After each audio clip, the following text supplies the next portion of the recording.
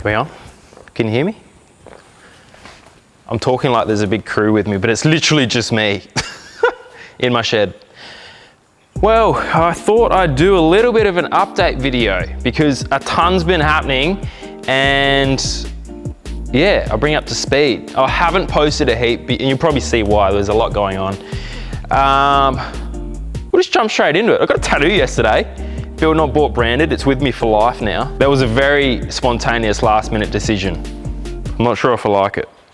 It'll look better once it's healed over, I'm sure. Righto, we're gonna go through a ton of stuff. Obviously all the cars, where we're at with that, but also some stuff around the workshop. So stay tuned. Drop any comments below of ideas, suggestions you want to put in as you think of them throughout the video. But from the get-go, obviously we've moved into this new property, doing the shed. That's still happening a heap in the background.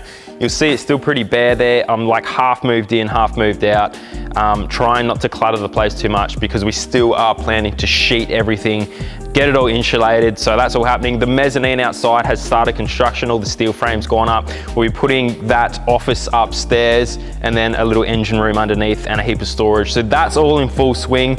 My brother has actually moved here to the Sunshine Coast and he is a chippy, so that worked out perfect. So he's going to be basically doing all the construction on that in the background as we continue filming. He's actually working for me as well for the next year, maybe longer. He'll probably be taking over a lot of the merchandising as we bring that here as well. We're setting up a warehouse on the top part of the property to dispatch everything from here. So that's why the merch is kind of at a bit of a standstill. We have no stock of anything. There's some stuff left for Christmas, but come next year, he's gonna kind of ramp that up and run with the merch as well as doing all the construction here. And he kind of films for me part-time as well. So Zach is now involved with Built Not Bought, doing a lot of that kind of stuff, which is really cool.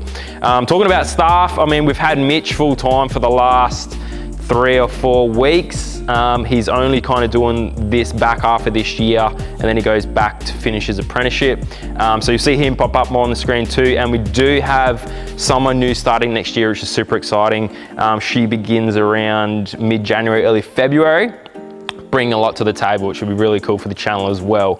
I just went on a full tangent there. Anyway, staff. So I'm slowly trying to grow the business, get more people involved. We've got Mitch, full-time videographer, and we've also got a couple of camera guys too. So I think we're slowly getting a sweet team together, trying to nut everything out. It's hard to make it like a well-oiled machine when it comes to getting people to work for you.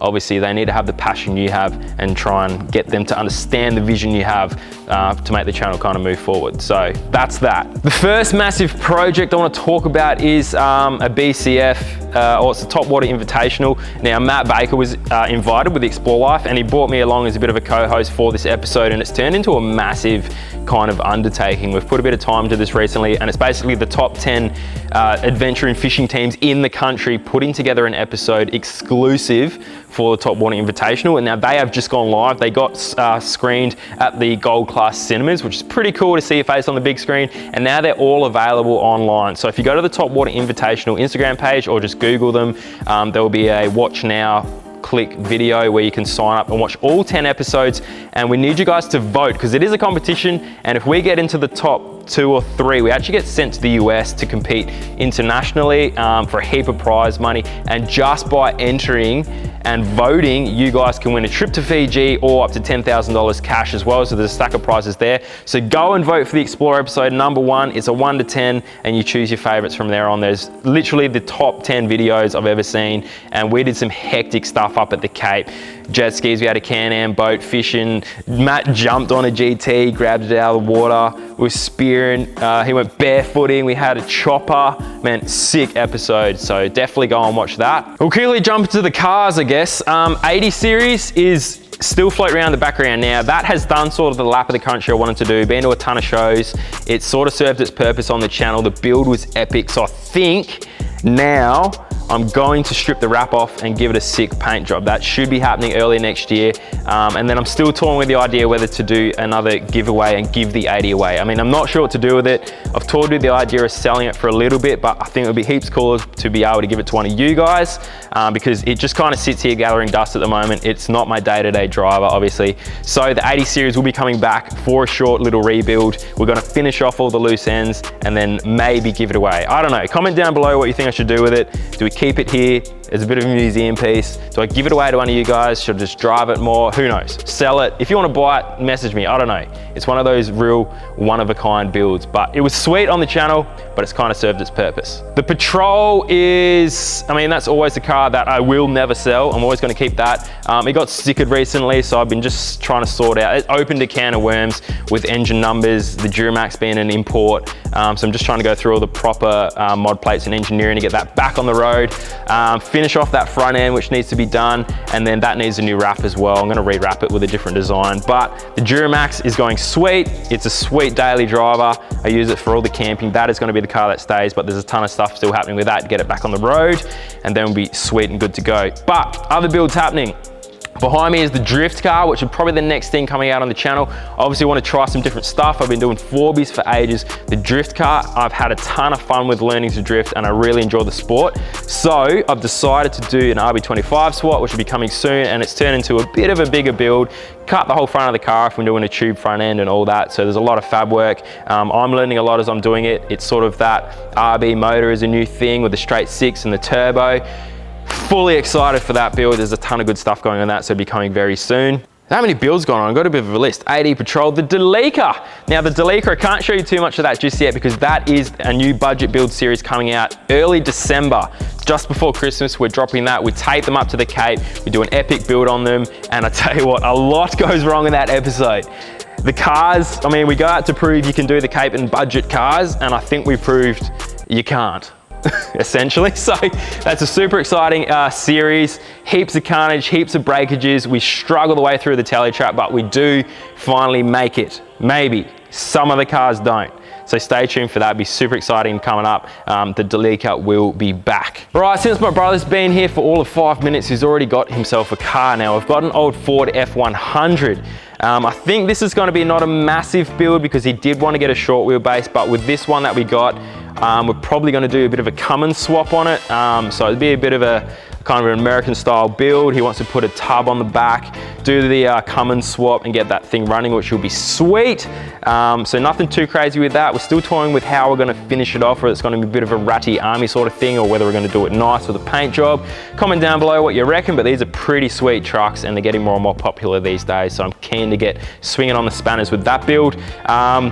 Talking to Zach, he's got his Ranger, which has been on the channel for ages. We did a rig rundown on that years ago. We did a suspension install with a Superior Engineering kit that's still in it. But I'm thinking we're going to do a bit of a rebuild on that. I want to film a coil conversion episode, so that'd be a good candidate to coil convert that Ranger, do a bit of work with the tray and canopy on that and set it up as a bit of a sweet camera car sort of thing. So there will be some modern dual cab stuff coming out. I do a lot of these old Patrol and Cruiser builds, but I do want to get into some IFS stuff because I know a lot of you guys out there have dual cabs, so that's in the pipeline as well, doing that Ranger build. And then speaking of old school, we do have the Chevy coming up, which I've been itching to get onto. I've had that car for a couple of years sitting out, just gathering dust. We are going to put that into motion early next year. I mean, just trying to find out which order to do these builds is the hardest thing, but the Chevy is priority because I do want to take it to Rocky Nats next year. I think it's in April. So it's always going to have a big block in it. That was always the plan, but we're going to be putting the LS out of the Patrol into it. We've got a new blower from Harrop. It's the 2650, so a bigger blower. We're going to run it on flex fuel, E85, boost the shit out of it, a bigger cam, try and get 800-900 horsepower. I'm going to tub it, bag it, and just run it as a sweet little old school ratty hot rod thing. It's left-hand drive. The thing is so sick looking. I love the shape. I love how big it is, and just having the wagon just to cruise around, it will be so cool. So definitely going to be getting onto that soon. The Chevy build will be coming. And then, speaking of old school, probably even longer, I've had this old XC sitting out the back. Now, you may or may not have seen it years ago when I moved into my old workshop. I bought the XC. Now, this is a build I've actually been probably working on for over 2 years. It's a handmade thing. I really wanted to go built, not bought on this, hand make my own chassis, build the thing from the ground up, really do a heap of fab work. It's mainly for me to learn some new skills, but to show you guys a car from scratch where we use that old body, hack it up, kind of make it work, build a chassis, throw some different diffs under it, put a strange motor in it, Spider.